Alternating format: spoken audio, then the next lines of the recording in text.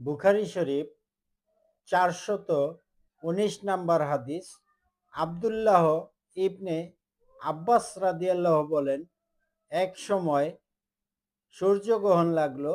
সে সময় নবী করিম সাল্লাল্লাহু আলাইহি সাল্লাম সাহাবাদেরকে নিয়ে সালাত আদায় করলেন।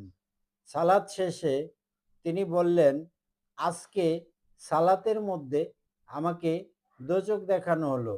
আজকের মতো এরকম দৃশ্য আমি আর কখনো দেখিনি।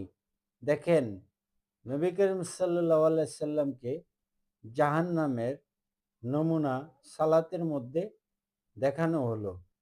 তাহলে আমরা যে নামাজ পড়ি, আমরা নামাজ পড়ে আল্লাহর কাছে কি চাইলাম, কি পাইলাম, ভালো মন্দ একবারও আমরা যে চাকরি করলাম, আল্লাহর হুকুম পালন করলাম, আল্লাহর কাছ থেকে আমরা কি পেলাম, আমরা কি কখনো ভেবে দেখেছি?